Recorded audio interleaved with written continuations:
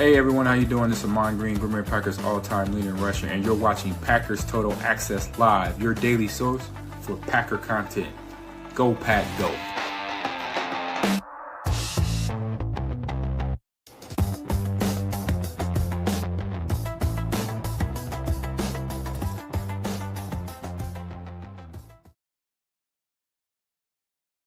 What's up, guys? Welcome into Packers Total Access pregame show. My name is Clayton. You can check us out on packernet.com. Find me on Twitter at Packers_access. Joined alongside Tim in Green Bay, a balmy Green Bay, Wisconsin. You've been doing a little bit of snow removal, I'm sure, Tim. I seen them trying to clear the field off earlier this morning. As you can see here with the background, clear skies now, as I think Rob Demovsky actually tweeted this photo out. So we're ready for football in Green Bay. NFC North showdown between the Green Bay Packers and the Chicago Bears. This is going to decide number one in the NFC North. We've also got a couple games we're keeping an eye on with the Seattle Seahawks are back in command pretty handily here in their game. And then, of course, we've got the New Orleans Saints leading the Tampa Bay Buccaneers right now. So obviously we're Saints fans in that game. 2-10 Saints going into a rainy Tampa Bay to try to upset the Tampa Bay Buccaneers, who are sitting at 7-5. So we'll walk through the playoff picture, all that good stuff by the time this show ends, and we'll take you right up to before kickoff, give people time to grab a drink and get settled in. Before we get into everything, though, Tim, let's do this. You guys do that YouTube stuff for me. Hit like, hit subscribe. If this is your first time tuning into Packers Total Access, welcome. Thank you for making us a part of your pregame festivities. We're not experts. We're not insiders. We're not media members. We're fans just like you talking Packers on a daily basis. So if you're looking for that type of content, including pregame shows and postgame shows, in-depth analysis, film breakdown, news throughout the week, random live streams as soon as news breaks, make sure you hit subscribe and click that bell icon so you're notified when we do go live. Like tonight, immediately following the game, we will be live for the PTA post-game show, giving you everything that happened, what happened, why did it happen, and obviously who came out on top. We'll give you the box scores. We'll give you press conferences, the whole 9 yards. So, appreciate everybody making us a part of your afternoon here. Tim, how you doing, big dog? You been out there shoveling some snow, man? Yeah, man, I'm thawed out now, though. It's good. Got to watch a little ball. Got ready for the show. Ready to take command of the NFC North today as we boat race the Chicago Bears at home. Matt's got the belt ready. Let's go. Let's go. I think it's going to be a good game, man. I really do. And especially the weather, it's going to be chilly. Obviously, I think there's like a slight chance of flurries, but it looks like all the clouds have moved out unless something's changed here in the last few minutes. Is that right, Tim? What's it like over on your side of town, man? Yeah, it's like 15 degrees, really cold, a little bit of a breeze, but the snowfall is done for the rest of the day, I think. Although, again, you could, wait 5 minutes, it might change. But I think the temperature is just going to slowly drop throughout the game. Probably be the warmest around kickoff and then, get a little cooler. Probably feels like just above zero out there with the wind chill factor, but it's about 15 degrees right now. Yeah, and listen, why do we talk about that? Because when it's this chilly, that ball gets really, really slick, right? And it's going to be hard to hang on to. You guys know the Chicago Bears are number one in the league right now in turnover margin. I think they could play a huge role in this game. However, the Packers are significantly higher on our power rankings. I believe most people agree with that as well. Of course, we take into account, winning percentage, scoring offense, scoring defense, yardage on offense, yardage on defense, and turnover margin. So we'll dive into some of that on the backside of the show as well. Got to protect the football, Tim. That's my number one key in this game. I feel like the Packers have the better team. I really do. They just got to protect the football. The Bears have been able to win these games by taking the ball away and protecting the football. If they do that today and they win the turnover differential, I don't expect anything to change in terms of them getting back in the win column. However, if it's an even or maybe even just within one of the turnover margin, I think the Packers are good enough to win this ball game. How you seen it on the surface here, man? Very much the same, Clay. Priority one, protect the damn football. You have to. It's cold. The kicking game's going to be affected too. I don't care how healthy McManus is at this point. You're kicking a cinder block out there in weather like this. So if you think you're going to rely on a field goal to get you over the hump, you're sorely mistaken. You've got to protect the ball and you got to put touchdowns on the board to win this ball game. So I'm with you, Clay. No shooting yourself in the foot with procedural penalties or extracurricular crap after the play, those kind of things. No personal fouls. Play smart football. Stay disciplined on defense and protect that ball at all times in this game for sure. Yeah. Got to shut down the run, shut down the Bears running attack. and make Caleb Williams beat you through the air from within the well, within the pocket. That should be the game plan on the surface. Again, easier said than done. And you know the old Mike Tyson saying everybody's got a plan until they get hit in the mouth. That goes both ways here for sure. Let's talk about the inactives, man, as we've got this information tweeted out from Rob Domofsky just minutes ago. Jaden Reed, Matthew Golden, and Javon Bullard are all active today versus the Bears. I love it. Not all birds fly south for the winter. We got Bird back in Green Bay playing ball today. Let's go. And, you know, I was kind of looking at this like, okay, whichever one's a little more healthy, right? A little healthier, I should say. Jaden Reed or Matthew Golden sit the other one down. It sounds like they're both good to go, along with Javon Bullard. Javon Bullard's going to be huge, in my opinion, because also Nate Hobbs is active. Now the question becomes, with Bull out there, is Nate Hobbs going to take over for Carrington Valentine on the outside? Now, you guys remember, we only remember the injury, right? And that's why he got sidelined. But right before the injury, I want to say the game before the injury, Carrington actually took more snaps. So he kind of emerged as the starter. Now, maybe the coaches have been watching practice and they feel like Nate Hobbs gives them a better chance than Carrington. You guys know I feel very, very, very confident that Carrington is the better cornerback, not slot corner, but cornerback. It is nice to know, though, that you got Nate Hobbs, that if for some reason Bullard isn't fully healthy and he can't go 100% out there, 100% of the snaps, you can kick Nate Hobbs, your free agent acquisition, which I think is a much better slot defender based off the Vegas tape as opposed to the Packers tape, him playing predominantly outside. It's nice to know you got that in your back pocket there, Tim. Yeah, for sure, because we don't know what we're going to get. And plus, when you're dealing with nagging stuff in a game like this, when it's freezing cold out there, everything hurts a lot more. You never know how many snaps you're going to get out of really any of these guys that are gritting through it and coming back to play today. So, the return of Nate Hobbs is a good thing, whether that's, backing up Bull in the slot or having to go to the boundary in a pinch. Keyshawn's still dealing with the remnants of that stinger from a few weeks ago as well. So things have a tendency to act up in the super cold weather. So it's good to have all hands on deck, and you got to love it, man. Javon Bullard grinding through it.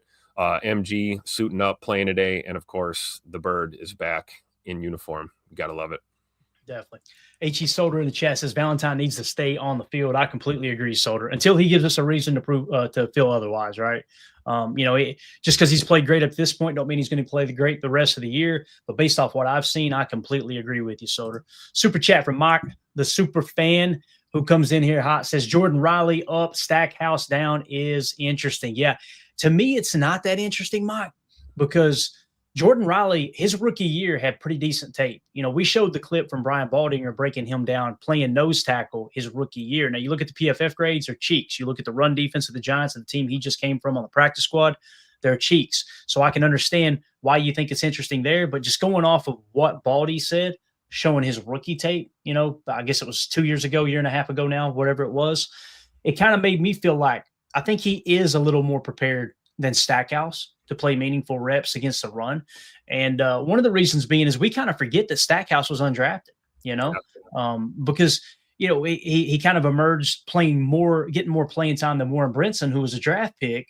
But then at the end of the day, I guess we felt like we were a little deeper at 3-tech than maybe nose. Well, now you go get a guy that obviously, whether we agree or not, Mike, it's obvious that Goody and LaFleur, I'm sure Coach Covington as well, they feel like Jordan Riley is a significant upgrade over Stackhouse, right? Because, again, Stackhouse is inactive. Jordan Riley, who they just signed off the practice squad from the Giants, is active today. So thank you for the super chat, man. Tim, how do you feel about that? Do you agree with that assessment, or do you think maybe Stackhouse should have been the guy to go?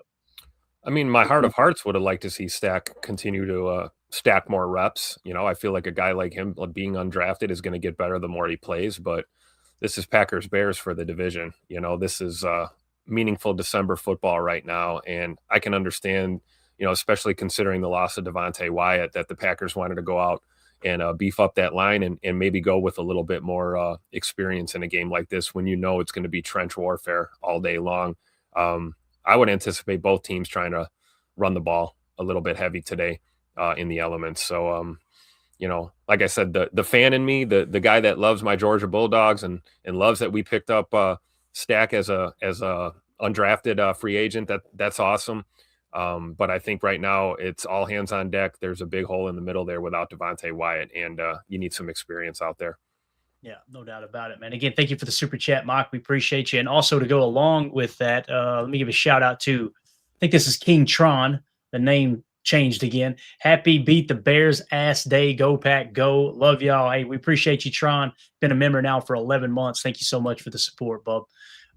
So back to what Mike was talking about there with Riley. This was the tweet that Rob Demoski put out. Interesting that Jordan Riley signed this week off the Giants practice squad is up and Stackhouse is not. He went on to talk about the inactives. So the Packers inactives list for this game against the Bears. Offensive lineman Donovan Jennings, no surprise. Defensive lineman Quentin Bohanna, no surprise there. Wide receiver Savion Williams, obviously with the foot injury, you get both Golden and Reed back. Okay, we can sit Savion, let him rest that foot. That's going to come, I think it's going to come in really, really handy on down the road. Defensive lineman Lucas Van Ness obviously went out there, tried to go a couple weeks ago. They didn't like how it felt, so they're going to play that a little bit safer. And then, of course, defensive tackle Nazir Stackhouse. So I love the fact, Tim, that both Jaden Reed and Matthew Golden are healthy, so you don't have to continue to put Savion out there, him limping around, making that one big play against the Giants. What did he play, like 3 snaps, and made arguably the play of the game? It's so true. And like we said, cold weather game, right? Same thing with LVN. We've seen him try to get back, one step forward, one step back. Today's not the day to push guys with the foot issues, man. That turf is going to be frosty. It's going to be cold out there. It's going to be like playing on concrete. I like the fact that, we've got some guys back and we're able to let these guys get another week at least before we have to go to Denver and Chicago again. So I like it. Yeah, definitely. So again, there is your inactive list for the Packers. The big news, obviously, Jaden Reed, Matthew Golden. Oh, and we didn't mention Quay. No one's mentioning Quay in the tweets, but that means Quay's good to go too, right? He's not on the inactive list. We should be good to go. Yep. That's good news for us in the middle, man. We talk about this running attack. The Bears are going to try and run the football on us. And, we got good backers, and we need all hands on deck. As good as Zay McDuffie's been playing ball, it's still nice to get Quay Walker back in the mix, give you some depth. Yeah, because essentially, if every time they press into 12, it's not so much between McDuffie and Quay. It's really between Hopper and McDuffie or Hopper and Quay, right? So now Hopper sits and you get the better of the linebackers. And PFF disagrees. They think Hopper's better, minimal snaps. But I think everybody agrees we'd rather have Quay out there than Hopper at this point. The way he understands the defense, his physicality, all of that goes with. Let's go to chat real quick. Cannonball John, going to be at Oliver's Bar, South Chicago with an army of Bears fans with my jersey on. Go Pack, go. There you go. There we go. Enemy territory. I love it. We might have to send them some backup down there, some reinforcements. See, I love how you're thinking, get him help right now. I'm thinking, guys, load the super chats down so we'll have bell money, okay? So we can get Cannonball John out of the clink this evening. But you be safe out there, John. We appreciate you, buddy. Miss Jerry in the house says, decorating the Christmas tree while listening. Love it, Jerry. Nice. We got Christmas threw up all over this house. Mandy came up the other day. I didn't even notice. She said, your gold lights are out. I'm like, are they? Well, I guess they are. I didn't even notice. But Mandy's got she's got the house just absolutely loaded down with Christmas decorations. I love it though, man. I got to be honest with you. Most guys probably don't like it. Ain't nothing better waking up in the morning, getting that cup of coffee and feel like you're walking through Santa's workshop. You know what I mean? It's pretty cool. So yep. We're doing the same thing here, man. Same thing here. Got the tree up. We just got to get the ornaments up and everything going, man. It's that time of year. Absolutely. So, Jerry, thank you for making us a part of your festivities there while you're decorating the tree. Let's get into the Bears inactive list, Tim. This one was tweeted out by Courtney Cronin. I hope I'm saying that name correctly. Go give her a follow at Courtney R. Cronin on X. Bears inactives versus the Packers. Wide receiver Rome Odunze, cornerback Tyreek Stevenson, linebacker Ruben Hippolyte, defensive end Dominic Robinson, defensive tackle Jonathan Ford, and quarterback Case Keenum. So obviously the big one here, there's 2 of them, but the biggest, Tim, is wide receiver Rome Odunze. That's their leading receiver in both yards per catch, overall, receiving yards as well. He's kind of that big play guy for them. DJ Moore has taken a little bit of a back seat this year to that. Now they also have several other key playmakers there with Luther Burden, who had a lot to say today that he's going to go out there and make the Packers pay. He's feeling like he's feeling real confident, just like Ben Johnson. So we'll let them keep chirping. I love the fact that the Packers haven't said a thing. The closest thing that the Packers have said to talking crap was Stenavich going, yeah, we heard what Ben said about him. And we heard it. Like, love the fact that everybody's just tight-lipped. Let's go out there and take care of business on the field, man. But again, Rome Odunze out. Let's start with that one, Tim. I think that could be a huge, huge factor here. Absolutely. I mean, you talk about the way Caleb's been playing the quarterback position. You take away, arguably his best target out there. That's going to make a difference in a ball game like this, especially when, passing the ball is going to, come at a premium. Again, I hate to keep talking about the elements, no snow flying. It's not that windy, but it is like chill to your core, to your soul, cold out there right now. And, I think the Bears are going to have to, if we thought they were going to lean on the running attack going into this game before we found out, Rome Odunze wasn't active, they're definitely going to try and pound the rock now, considering that they're missing that weapon. Now, obviously he's got, targets in, Colston Loveland, and there's other options for Caleb, but I think, arguably losing your best receiver, that's gonna make it difficult on that offense today. Yeah, definitely. And then cornerback Tyreek Stevenson's played a significant amount of snaps. Now, obviously, they're leading in turnover margin, they being the Chicago Bears defense, in terms of, turnover margin is kind of that differential, right? How many times you take the ball away compared to how many times you give the ball away. And they're first in the league there. So missing one of their top corners, no matter how good you may think he is, he's obviously playing a role in them taking the football away. Even if he doesn't have a pick, maybe the coverage was tight on his side as opposed to what's now going to be a third or a fourth stringer filling in for him at the cornerback position. This does all kind of scream for, if it was decent weather outside, if it wasn't so cold, you'd think Jordan Love probably going to have a big day. But with that cold weather, don't get too far away from the run. You control the clock. They're going to try to control the clock, keep the ball from you, and they're going to try to run the ball, establish the run very, very early. I think the best way to handle that is to fight fire with fire. Don't get me wrong. Take your shots when you can, right? You got to take your shots when you can. Yeah, I agree with that 100%. Absolutely. And I think that should be our approach. Offensively, I think we should pound the rock against that Bears defensive front, soften them up with Josh Jacobs and Emmanuel Wilson, heavy dose of the run, and then get your shots down the field when you can. But otherwise, it's going to be tough to throw the ball out there today. Yeah. Throw and catch the ball.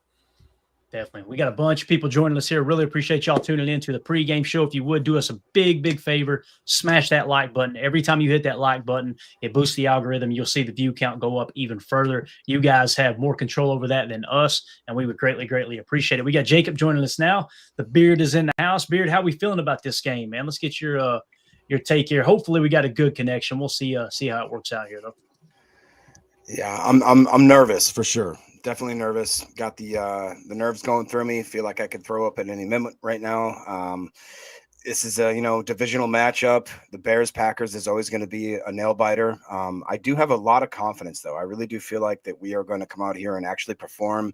I think Jordan Love. I think he might actually have a big day today. I really do. Not quite sure exactly how we're going to do it. Who's going to be the key player? But I do think that we are going to have. Thank you. That's what I was looking for. A Toyotathon right there, Tim. That's what I was looking for, man. I do think that he is on right now. And this show is sponsored by Pepto-Bismol. Thank you, Too Old for this. I absolutely agree with that. Like I said, I'm trying to not cough up my cookies right now. I'm very nervous. I was supposed to be at this game. I wish I could be there. I'm just not as flush with cash as I want to be. So I had to make a baller. I'm a baller on a budget. You know what I'm saying, bro? Hey, I got you, man. Down here in the South, we know all about balling on the budget. I promise you that. Let's look at some of the key numbers here real quick in terms of our PTA power rankings. This is obviously before any games were played this week.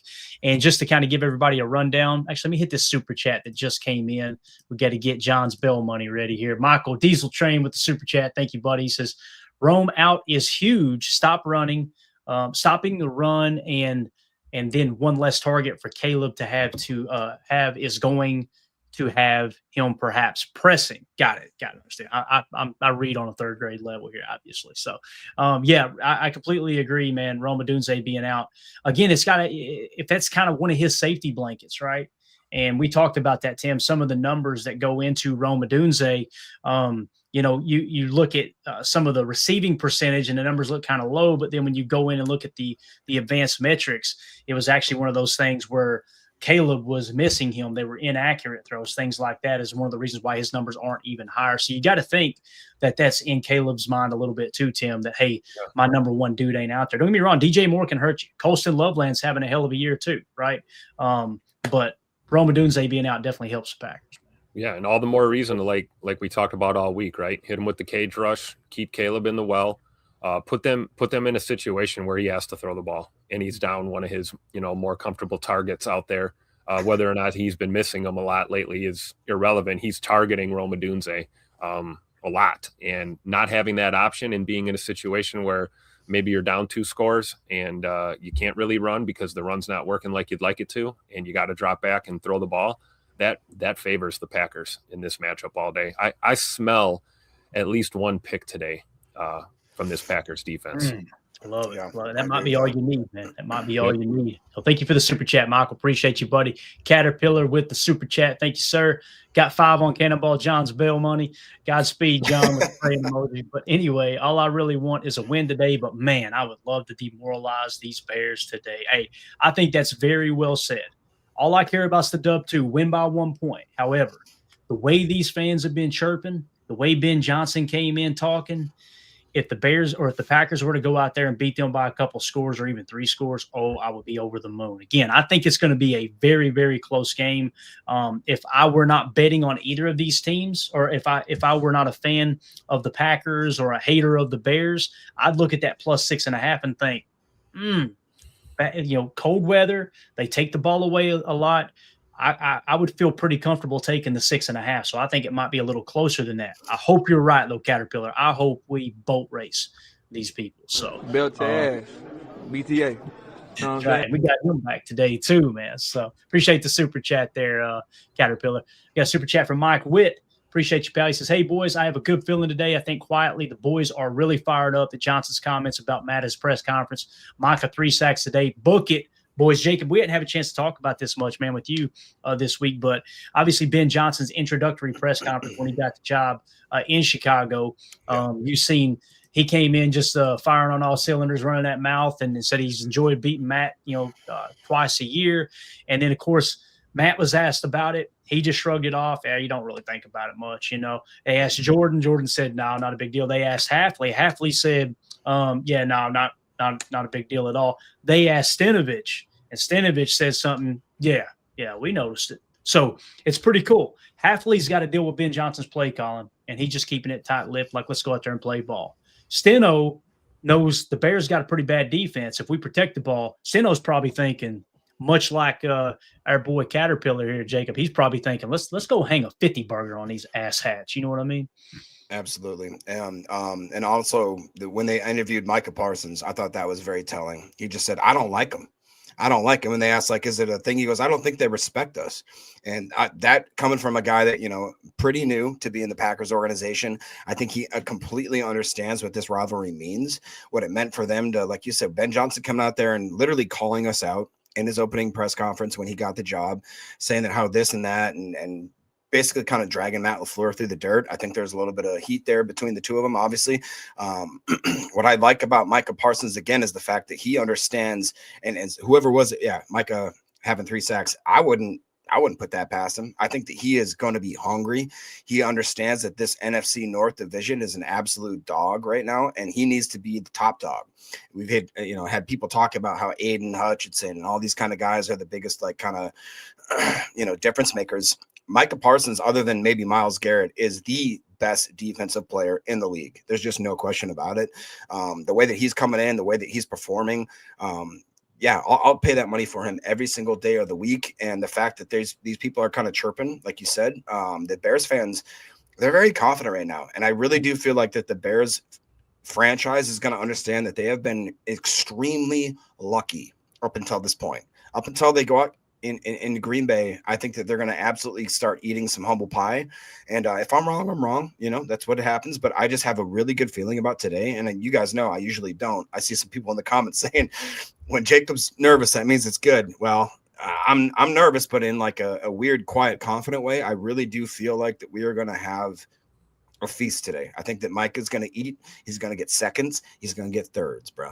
Yeah, and I think, honestly, Tim, the reason I'm not so much concerned with this game is kind of like I was listening to Matt Ramage the other day. Shout out to Matty. He kind of hit the nail on the head. He's like, everybody can stop talking now. We're going to go play. And not only are we going to play this week, we're going to play again in 2 weeks. So that's why I'm like, if the Packers go out here and were to lay an egg, it's not – there's going to be a portion of the fan base that pretend like the world has ended. right? But if they go out there and lay an egg today, we can go out there with our piss hot in 2 weeks and get this dub right back. And again, if we are who we think we are, and we are who we think the Bears are, then you're going to look up at the end of the day, and we're going to probably be sitting in the number 1 spot in the NFC North, especially with the Detroit Lions, another injury with Brian Branch and them struggling. But we kind of talked about this a little earlier in the week, Tim. How do you feel about it now, and what Mike Witt says here with Micah's 3 sacks as well? Yeah. Oh, well, we already know Micah with the Shiesty is undefeated. Like I said last week, it's definitely a Shiesty game today. So I don't think it's unrealistic to think he's going to get at least 2 or 3. But when it comes to the media and the fan bases and the back and forth, I could give a rat's ass. I mean, you're going to have loud talking heads on both sides. My main concern is, our coaching staff and the players, right? Because the players have been chirping too. And we've had a little bit of that subliminal stuff. For the most part, the Packers, staff and players have stayed out of it. My concern is out on the field when the talk starts getting thick. Are you going to be the knucklehead that picks up that personal foul? Are you going to be able to keep your cool and not do anything stupid? Are you going to keep your cool and not just be running your mouth and getting run all over? Do it with your play out there today. And, cooler heads should prevail, hopefully. And remember, hey, we're at home. They got to come in our building. They got to play here. So let's act like it and keep a level head out there. That's my thoughts on all this trash talk, Definitely. Thank you for the super chat, Mike. Appreciate you, buddy. Turt McGirt says, Matt said Ben Johnson is a good coach. Just ask him. He'll tell you himself. That was the comment. Get ready to go. Like, yeah, no, he's a great coach. You don't believe me. Listen to him. Constantly talking about how good he is. So again, it's going to be awesome. I think this team, though, I think these players are going to go out there like I said earlier in the week. Matt can't say anything. Leading up this week, I said this before we dove into the coverage this week. I said Matt can't go out there and say something about that. He handled everything perfect. Just minimize it, right? Same thing with Hafley. Now Steno's a former player. Steno is a former offensive lineman, former ass kicker. And you know that Matt has had Steno's back. So I'm just hoping these captains got that team together, a little players only meeting, and said, listen, we know what Ben Johnson's quirky little ass said about our coach. Let's go out there and smack somebody in the mouth. And listen, I want to win this ball game, but I'll tell you what else I would be okay with. If we get 3 or 4 personal foul penalties, if it takes a loss, I could care. Go out there and smack Chicago in the mouth so hard that the refs have got to go, hey, guys, calm down. I want them to understand who they're playing today is what I want to understand. I want them to understand. Mike Witt with the super chat. This is finally the coming out party for Matthew Golden. Jalen Johnson will go with Christian, meaning Golden, Rome, and Reed are going to eat. Just a gut feeling. Golden gets his first touchdown. And this is what makes me a little nervous, guys, what Mike's saying here in the chat, because I want to agree with it, but I'm also thinking the weather. And it's like, let's don't fall into that trap of trying to throw the ball too much. And then all of a sudden you're looking at a 2nd and 10 as opposed to a 2nd and 7 because you just chose to run the ball. If you get behind the sticks and now you're having to throw on a 2nd and long, a 3rd and long, that's where they can feast on those interceptions, those turnovers, right? So that's the only thing that makes me a little bit nervous, but I do love what he's saying there. I don't think personally, and I could be wrong, I don't think that Jalen Johnson will follow Christian everywhere, Tim, but I do believe Christian being on the field will cause them to bracket a little bit, and then that could really open things up for Jaden Reed. I'm excited about seeing Jaden Reed out there, man. I really am. Let's go. Me too, and Matthew Golden for that matter. I've talked about it before. We want to see Golden on those 9 routes, down the field, but this is the type of game to get him the ball in space, quick pass game, playing off some of that play action, that RPO stuff we can get, if we get the run game going. I'm looking forward to seeing Reed and Golden getting the ball in space and getting the yak yards today, because I'm convinced, man. I think this is going to be a close game, and it might not be as high scoring as we think. It's in the elements. This is going to be a grinder out there. Yeah. What about you, Jacob? How you feel about that comment right there, bro? Receiver. Honestly, I do think that, and maybe we'll just push back a little bit. I honestly think we're going to light it up today. That's what my feeling is. I think that Jordan Love's going to come out. He's going to wake up with the piss hot, that he's just tired of people talking crap. To your point, like Ben Johnson went on record just kind of calling these guys out. You get a guy like Micah that actually is an absolute freaking dog. I think that Christian Watson is going to take this stuff personally. I think that Romeo Dobbs, the fact that we got Jaden coming back, Mr. Bird, You know what I mean? Like, he's coming back, dude. I'm not gonna lie, I was faded. I ain't gonna lie, I was faded. Like, he's coming back. Matthew Golden has something to prove. I think that we have too many people in too many spots for them to cover. And I just feel like that the Bears are a fraud organization. I'm just going to say that right now. And I know that I could eat my words later. I will, humbly, if I have to. I don't think that they have honestly understood what it means that young organization, Caleb, you know, with all this kind of flair and all this stuff he does, he just seems like he makes too much motion. Like, he's so chaotic. Don't get me wrong, he can make plays, but I feel like that today he's going to end up making a stupid play. I think that he's going to get a turnover. I think that we're going to get maybe 2. I think Evan Williams may have one. That's what I think. And I just feel like the Packers are a better organization, a better team, better in this time of the year. I think that Caleb Williams right now is just absolutely trying to do too much. And I think that once he finally, there you go.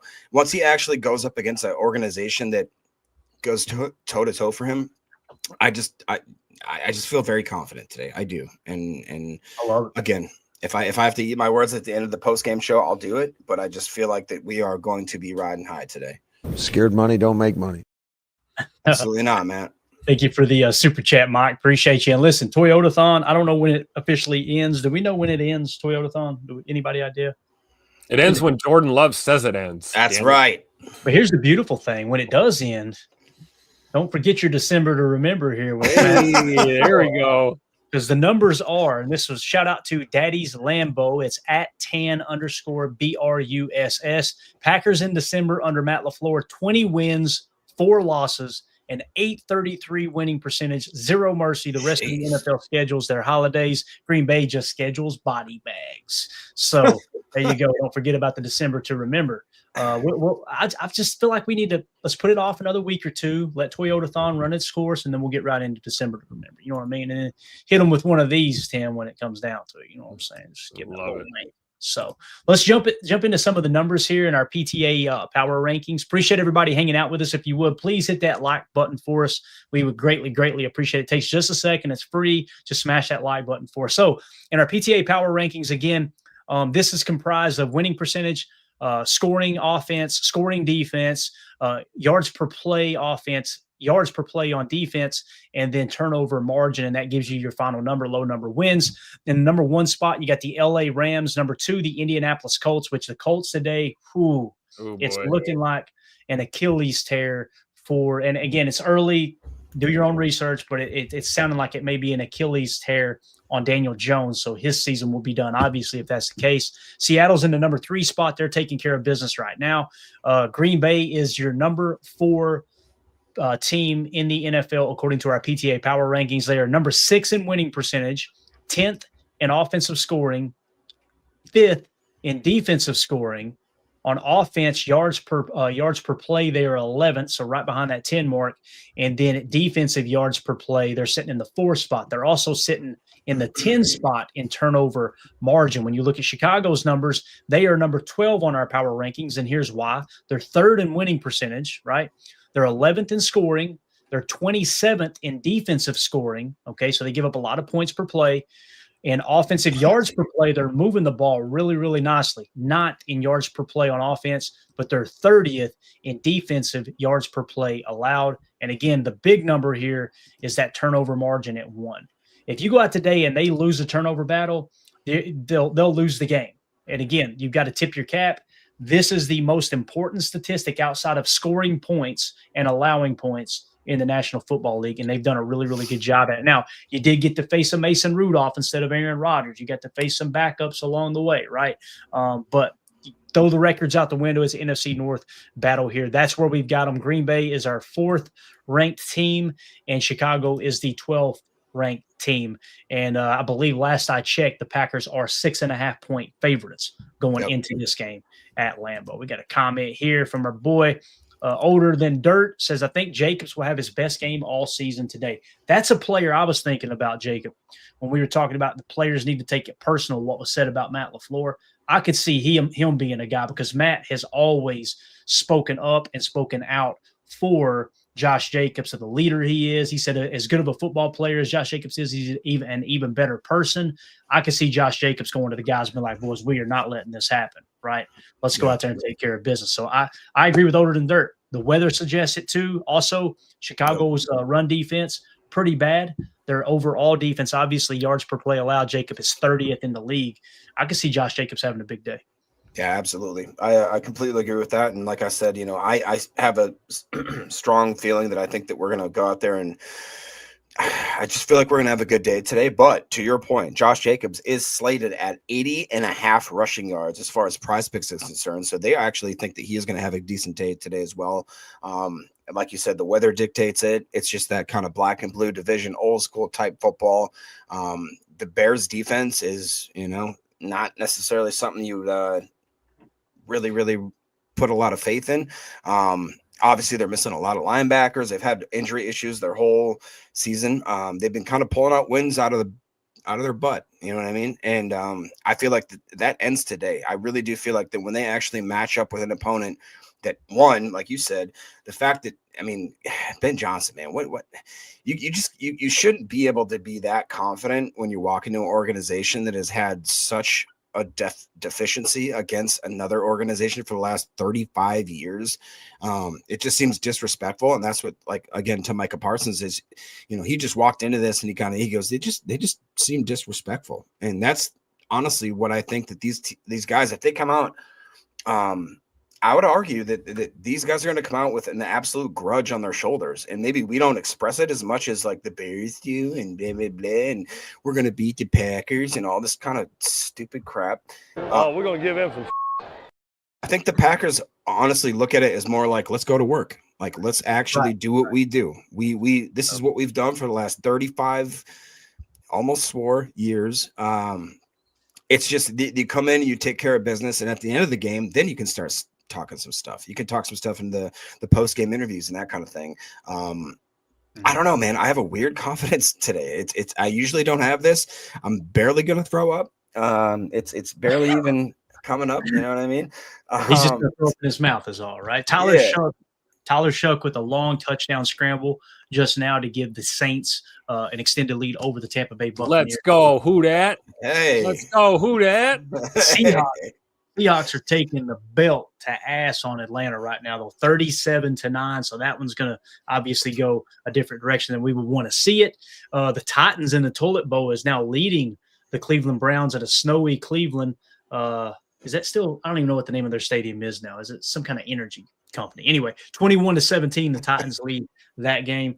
You guys will see on the highlights Cam Ward manhandling a defender that tried to tackle him. He just threw him like a little rag doll. It was awesome. And, of course, the Bengals have just now given up the lead to the Buffalo Bills with 5 minutes left. So the Bills now lead 31-28 in damn near blizzard-like conditions most of this game. So that's just a little walk across the league. We'll take a look across the rest of the league here in a second. Tim, back to the Josh Jacobs comment here. I'll pull the numbers. And Chicago's run defense is actually 30th, allowing 5.2 yards per carry. So I could see why, and you correct me if I'm wrong, Jacob, but obviously Josh Jacobs is his yards, his projected yardage, it seems like it's significantly lower than 80 most of the time. This week it's inflated a little bit. So Tim, that kind of goes hand in hand with what Jacobs is saying. And I agree with Older Than Dirt's comment. Like I got a feeling too, this could be a huge game for Josh. And I think to a certain degree, we're going to need it. We need to have a healthy dose of the run in this game to keep the pressure on those DBs back there in the secondary for the Bears, which is going to, the minute they start creeping up and having to respect that run, that's when we take our shots, and we have the weapons to do it. So I think, being conscious of the fact that we need to get Josh carries in this game. We need to feed him the rock, especially early, establish that run game. And yeah, I'd be great if he had, $125 and 2 or 3 touchdowns today, but I'll take 85 yards and a touchdown too if it wins us the ball game and keeps us active in the run game for sure. Yeah, Mike Witt with the super chat. Thank you, Mike. He says, surprise, the new defensive tackle we picked up is active and Stackhouse is down today, ? Plus, I wouldn't be surprised if 9 comes out with his piss hot considering he got hurt versus the Bears at Lambeau last year. It's a great point. And again, I always want to point out too, as much as I hate the Bears. That Jalen Johnson, right? Yeah, Jalen Johnson's a class act. He is, man. That was, obviously when Christian tore his ACL, he immediately went down, prayed over him and everything. I respect that so much. I think Jalen Johnson's a good human being and a great football player. So it's going to help that obviously he's getting healthier with every game that goes by. Although he's grading out a little low right now. I want to say he's grading out in the 50s, I believe, according to PFF, but still trying to get back from that injury. But yeah, we kind of covered that, Mike, with the defensive tackle. I think what it tells me, whether people are surprised or not, what it tells me is with Jordan Riley, both Matt LaFleur and Brian Gutekunst think he is a significantly better, a significant upgrade over Stackhouse, which is a good thing. It's a good thing. So, right. And we need it this week, obviously, against a solid running team in the Chicago Bears. Let me double check that number again real quick. Rushing offense, their yards per rush attempt for the Chicago Bears is actually 5th best in the league at 4.9. So they've been running the heck out of the rock. So going to need that big body in the middle for sure.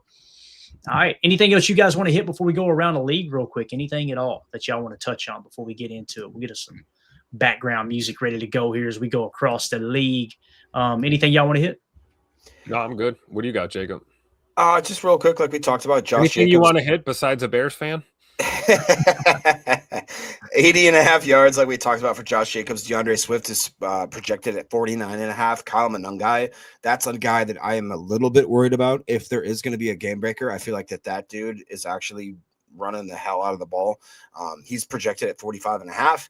Emmanuel Wilson is at 19.5. Caleb Williams, 18.5. And Jordan Love, 8.5 yards rushing. So, if there were to be a guy that breaks open the game, I really do think it may just be like a Kyle Monangai, just kind of like a weird, like I said, old school black and blue type game. I don't want that to happen. I don't think it's going to happen. I think that our defense is absolutely guys like Isaiah McDuffie, bro. Like I don't think he gets enough credit. I heard a podcast earlier today that was talking about just the fact that he's like ranked as a top. Isn't he like a top 20 linebacker as far as PFF goes and as far as most of his rankings? Like he is just absolutely outperforming. Who's that? McDuffie. McDuffie, yeah. McDuffie, and what's cool about those numbers too is not only is he ranked as the 7th or 8th best linebacker in That's the what league, I thought. Yeah, top 10. Yeah. Okay. Not only that, but the NFL Pro data as well. His run stop percentage is through the roof. I mean, it's like it's really, really significant. So he's playing good football, man. There's no two ways about it. So Let's go. All right.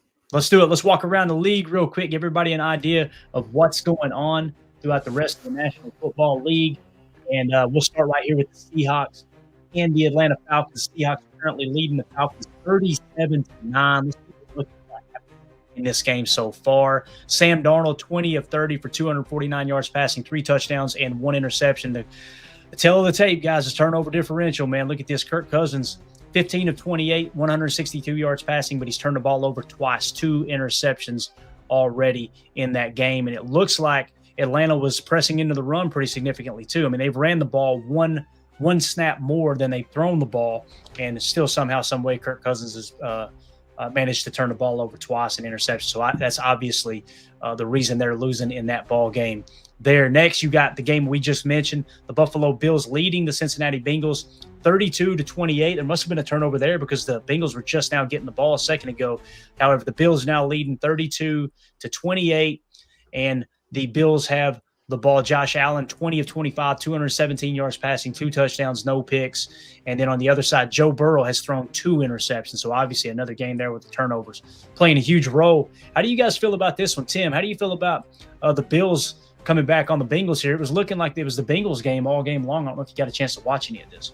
Yeah, I saw a little bit of the first half of this one, and was kind of talking to the missus, saying, it'd be kind of cool to see Mr. Comeback Player of the Year himself, Joe Burrow, leading his team to some success here, because mathematically Cincinnati's still in the mix in the AFC, believe it or not, at 4-8. But the Bills are at home, man. That's a tough place to play too in this league, out at Highmark there. So not surprising to me that Josh Allen has got the boys back in this ball game and might run away with it here in the blizzard at home. But certainly something to keep an eye on out there. Cincinnati, if they can put a few wins together these next few weeks, they're very much in the hunt in the AFC.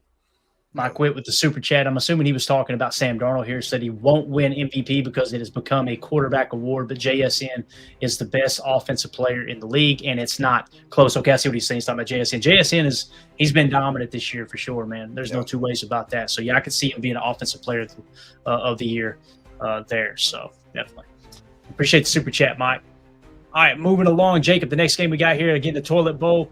The Titans are leading the Browns 21-17. Looks like there's 11 minutes left in that game. The Browns have the ball at their own 20, looking to put the scoring drive together. Let's see how Shedeur Sanders has looked at this game real quick, guys. And we're going to get in the playoff hunt here in a second as well. So you guys make sure you hit that like button for us. Shedeur Sanders, not too bad. I mean, 50% completion percentage is cheeks, right? But all right, let's see here. Score's not available. Something must have updated. All right, here we go. Shedeur Sanders, 12 of 24 for 227 yards passing, 2 touchdowns, and 1 interception. Cam Ward, 12 of 26. Yuck. 108 yards passing, 1 touchdown, 1 interception. Anything you want to add to the Toilet Bowl here, Jacob? No. I mean, I think that Cam Ward is starting to show himself as being kind of a, he's a legit quarterback. He has his hiccups here and there. But I think that he was just put in a bad position. Anytime you force a guy out there and just let him just kind of be eaten from the wolves, like he's performed, I think, as good as you could ask any player that just be thrown on a crappy team and just, try to just tread water, right? And I think that if you give him a little more time, that he will show that I do believe he's going to be a good quarterback, and he's a great guy too, it's something I want to root for. So, I'm not really ready to throw the baby out with the bathwater with him, because I think he's a good guy. He's a good football player. If the Titans ever figure out a way to frickin' get their crap together, he'll be the franchise quarterback, in my opinion. Chris the Casual in the chat said, let's go. I'm watching PTA from 40,000 feet up. Didn't know you could stream live on a plane. Hey-o. Let's go. Talking about, man. Mama, we made it, right? All right, next game. We got the Dolphins at the Jets. Another Toilet Bowl. We got 2 Toilet Bowls this week, Tim. Oh, yeah. And the Dolphins said, hey, don't put us in the same category as the Jets. They went out there and boat raced them 31-10 with 6 minutes left here in this ball game. I pointed out yesterday on yesterday's show, Tim, that Justin Fields actually has a higher passer rating and is 21 spots higher in terms of adjusted completion percentage than Caleb Williams. Kind of makes you wonder what they would look like if they had Justin Fields instead of Caleb. Well, hey, that's what happens when you get a new franchise quarterback every 2 years, right? What are you going to do? Jacob trading it in like women over there, man. Hey, now. All right. That's true. Somebody's grandmother just got offended. All right, next up, we got the Saints at the Buccaneers. All right, Saints at the Buccaneers. The Saints currently leading 24-17, but don't look now. As Lee Corso says, not so fast, my friend. We got Baker Mayfield got them down, approaching the red zone here. When we look at the box scores, it must be on commercial break right now. I've got it on the TV when it does come back on. But Tyler Shuck, you guys know we talked about him a lot this offseason in the draft process. Greg Cosell was talking about this guy's a first-round quarterback. I think he ended up going in the second round. 11-16, 120 yards passing, no touchdowns and a pick. He's taken 3 sacks for a loss of 23 yards. However, it is piss-pouring the rain in Tampa Bay right now. Tyler Shuck, though, 4 carries, 56 yards, and 2 touchdowns. For a guy, Tim, that's like 6'5", 6'6", that was one of the things on the scouting report. This dude can run. He's an athlete to be so tall. Yeah, absolutely. I wish I had this game on in the background. I'd like to see how this one ends. Yeah. Tampa, it looks like Tampa's kicking it off right now, so it's 24-20. So I was wrong on that. If this is live, I'm assuming this is live down here. And here comes New Orleans on the return. They're going to get the ball at about the 34-yard line, it looks like. So, yeah. So there you go. 24-20. Obviously, I feel like the Saints are in a good spot here, man. 4 minutes left in the ballgame, a little less than 5 minutes. We do have a flag on the kickoff, so that might get pushed back a little bit as well. But Baker Mayfield, Tim, 13-27, 119 yards passing, 1 touchdown, 1 interception. Both teams trying to lean on the run here a little bit, as obviously the Saints have 25 carries for 134 yards and 3 touchdowns. And Tampa Bay has 38 carries for 173 yards and a touchdown with a long of 32. So they're both trying to run the ball, although it does look like, according to the TV, and sometimes the broadcast can be a little bit misleading, it looks like the rain has pretty much stopped there. So maybe the passing game will come alive here on down the stretch. We need Tampa to fall to 7-6. Everybody in the NFC to lose here, right, Tim? That's right. Who dat? How about them Saints? Let's go, rookie. Let's get a dub today, man. Absolutely. All right, moving along. Next game, we got the Colts at the Jaguars, and they are getting demolished. Obviously, Daniel Jones left this game early with what appears to be a major Achilles injury. So that's just absolutely heartbreaking for the Colts. Who is the Jaguars? Is it still Jacoby Brissett? Who's the number 2 in? No. I heard that Anthony Richardson was going to be they were going to move on from him this year. So I imagine he's the third stringer, if anything, unless he's not even active. But Riley Leonard, yeah. Notre Dame, 11 of 18, 86 yards, no touchdowns, 1 interception. Riley, his superpower for the Irish in college was running the football, running those quarterbacks. Look out of Mike Denbrock's offense. So, this is something that doesn't surprise me that he's struggling to pass the ball, unfortunately. So there you go. Caterpillar says Richardson is on IR. Got it. I think I've seen a report where they're planning on parting ways after this year. And anybody who watched the show, the first year I started doing podcasting was Anthony Richardson's first year in the league when he got drafted. Out of all the projected first-round quarterbacks, right, that we had on our draft board, when I went and watched the tape and broke it down, he was the one I was least impressed with. The accuracy was horrible. He took away his scrambling ability. He was a mediocre at best quarterback. Same thing kind of applied with Caleb Williams once he's gotten in the league. If he didn't have the scrambling ability, you'd think, okay, how good is he? But nonetheless, man, it's still an X factor. But we'll see where Anthony Richardson ends up. Watch him be a Packer next year, a third stringer or something. You're right.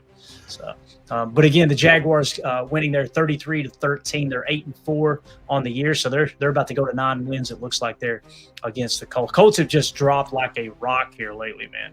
And looky here, Jacob, Tim, you love to see this. The Pittsburgh Steelers, 27. The Ravens, 22, with 6 minutes left. Aaron Rodgers had a touchdown scramble earlier, broke out the belt on them, boys. Did the discount double check, right? Let's go. About 8 or 9 or 10 dime piece throws in this ball game too. I was watching that earlier. Still looking like good old Aaron out there. Age ain't nothing but a number. There you go. So 27-22, the Steelers are leading. This is the battle for the AFC North first place position. Aaron Rodgers, 21 of 31, 289 yards passing, a touchdown, no picks, and he has 2 scrambles for no yards. But of those 0 yards, Jacob, we got a tutter and a belt, baby. Look at that. So what do you think about this one, man? It looks like the Ravens do have the football, however. They are on Pittsburgh's 33-yard line, so they are currently driving. But Aaron Rodgers breaking out a little magic here, Jacob. Yeah, and to the day I die, I will always be an Aaron Rodgers fan. Doesn't matter where he plays for. The guy gave us so much, memories, emotions, freaking Super Bowls, right? So anytime that he's going to be out there slinging the rock, I'm here for it. I love to watch it. Now, granted, if we have to play him in a Super Bowl or something like that, then obviously my tides will turn a little bit. But yeah, watching him being able to do what he does at, what is he, damn near 40 years old? I mean, just that's impressive. I think it is the best ball slinger that I've ever seen in the league. I think that even most people, guys like Brady, Marino, Favre, they would admit that he just throws the ball better than anyone in history. It's fun to watch. It's great to watch, and I'm here for it.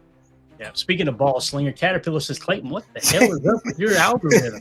Talking about the Etsy bikinis on sale here. 50% off of this one right here. That's trash. Yeah, obviously. You heard it from a fan, right? It's on loop, too. I love it. So, yeah.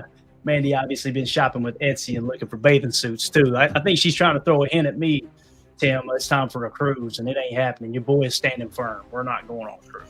It ain't going to happen. Cruises. Also, this was pretty cool. Doug in the chat. CBS showed a tape of Tomlin also doing the belt after that play. It's out on the interwebs, I'm sure. That is love to see that. Love to see it, man. So, all right. So there you go. Again, hopefully the Steelers can hold up here. I do not have it on the screen momentarily, but we'll keep an eye on it. Obviously, as the Ravens are looking to try to score, to get the go-ahead score there to give them the lead in the AFC North. So, all right. Now let's do this. Let's hop over. I think that's all the games, right? We covered every one of them. So the 4 o'clock slate, the Broncos at the Raiders, who cares? And then you got the Bears at the Packers. This Rams at the Cardinals would be a good one to keep an eye on too, because we're Cardinal fans there. Obviously, you want the Rams to drop to 9-4 if at all possible. And then, of course, the Sunday night game of the week. How, I have no idea. I don't know. I guess that is a sleepy good game here, Jacob. Texans at 7-5, at the Chiefs at 6-6. Both teams fighting for the playoffs. So I guess that is a good one.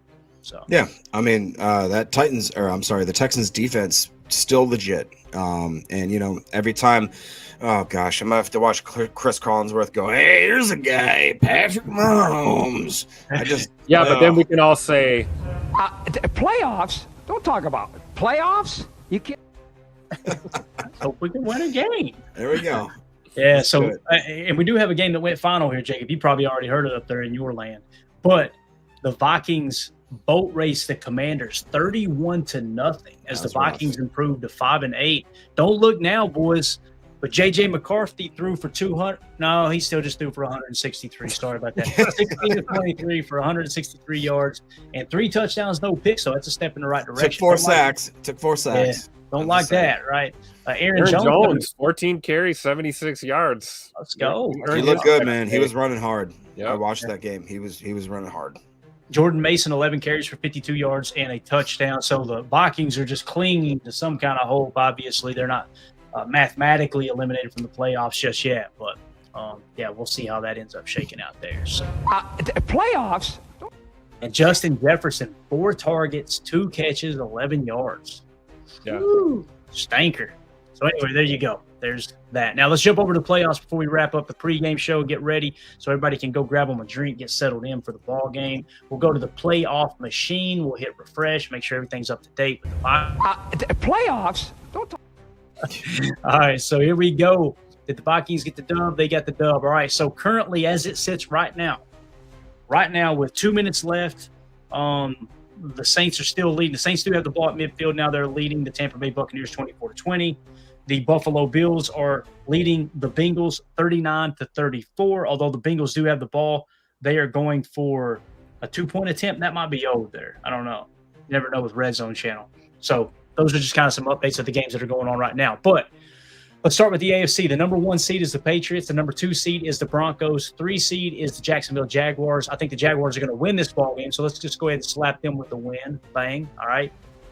The Baltimore Ravens are currently the 4 seed with the Steelers out of the playoffs. If the Steelers hold on to this lead, all right, and again, you guys make sure you check out the final. But let's go ahead and say the Steelers are winning this game. Let's give them the dub. They'll jump into the number 4 seed and lead in the AFC North. Okay. The Colts, obviously, they lost that ball game, so they fall to the 7 seed.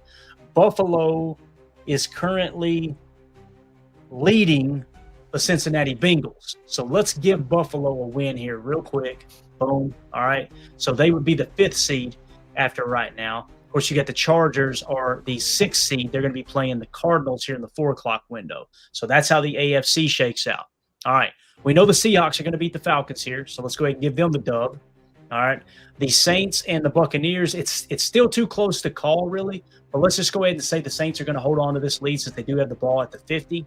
If that plays out the way we think it should, then what you're going to essentially have with all the early window NFC North games intact, the Seattle Seahawks are your number 1 seed. The Bears are your 2 seed. The Eagles are your 3 seed. Tampa Bay Buccaneers are the 4 seed, even with that loss to the Saints. And then in the 5 seed will be the LA Rams. They play in the 4 o'clock window. Your Packers are the 6 seed, and the 49ers, who are on a bye this week, are the 7 seed. Okay, so which is really weird. Why are they on a bye this week? Did we have like a handful of teams that were on a bye this week? I think this is the last bye, right? Yeah, it's the last bye. The late bye, yeah. It's a late bye, isn't it? So anyway, that's how it sits again. Seahawks 1, Bears 2, Eagles 3, Buccaneers 4, Rams 5, Packers 6, 49ers 7. Now, let's start with the bad news. If the Bears beat the Packers today, okay, if that happens, all right, the Packers fall to the 7th seed. The Bears jump to the number 1 seed. Oh, my Lord. Okay. So, again, even if the Packers lose, we're still in the playoffs with the 7th seed. If the Packers win against the Bears, the Packers jump to the number 2 seed. The Bears fall all the way to the 7th seed, and the Seattle Seahawks will currently be the number 1 seed. So, again, this is a battle for the NFC North today. And obviously, it doesn't matter whichever team loses. They're still technically in the playoffs. So it's not like, oh, my God, the season's over. And we get to do this again in a couple of weeks. So that's how your NFC playoff picture looks currently. What are your thoughts, gentlemen? Let's go around the horn one last time with this playoff picture. Tim, how do you see it, man? I see it being what it is right now. It's a lot of jockeying. You know, I've always said that when the NFC North is competitive, you know, at least on our side, that football tends to be better this time of year. And yeah, you've got the, you know, Bears and Packers slugging it out. You know, Detroit picked up a win against Dallas. They're not out of the fold. Even even those Vikings found a way to win the ball game today. So this could, pan out exactly as we predict, or, we could be doing this in a week or two and the standings look totally different, the way things are going. And, the AFC kind of wide open as well. I mean, you got a lot of good football teams out there. I think you're probably your top 2 or 3 seeds are probably going to, remain in that category. But the rest of the playoff spots are kind of up for grabs. And, especially in the AFC North, you look at, how that division's panning out right now, could make things interesting come wild card week. So be fun to see. But bottom line, let's worry about what we control. And that is burying our foot deep up the Chicago Bears rear ends today at 12:65, getting that win. Jacob, Cam said, I lost it. Cam said, saying if the Bears win today is a crazy, crazy comment there. I agree, Cam, but you never know, man, any given Sunday, right? Yeah, if the Bears beat the Packers today is a crazy sentence, LOL. Sorry about that, Cam. Go ahead, Jacob. What'd you have there, man? No, you're good. Jerry's talking about how we got to start a fundraiser for Mandy's cruise. Jerry, no. Well, This I mean, to Tim's point, man, this is I think people kind of didn't put enough respect on the NFC North, and it was a crazy division. The fact that we were out there and beat the Lions, I mean, that was so huge. Like, you see the ripple effect that had with the rest of the year, and now we're getting back to the end of the year where we're going to have some unbelievably close games. The Bears, and who would have thought? The Bears, to their credit, man, I as much as I want to hate them, they're still in it. And even if it's luck, even if it's them kind of getting the good roll of the dice kind of thing, we got to come out here and we got to perform today. And if we do that, and if we can shut them up as a franchise, as a fan base, as a freaking just annoying gnat that you want to just slap out of your face, that's what I feel like they are. And it's just nobody's listening anyway. Exactly. And it's just the fact that they remind me of the Lions of all of a sudden, like 3 years ago, all of a sudden we're good now. So we can just talk as much crap as we want to. No, you're not good. You are a fraud team right now. You're a fraud organization. I hope that Micah Parsons absolutely eats Caleb Williams' lunch every freaking snap, to the point where he's looking like an absolute psychopath out there. Thank you, Tim. And I got a lot of confidence today.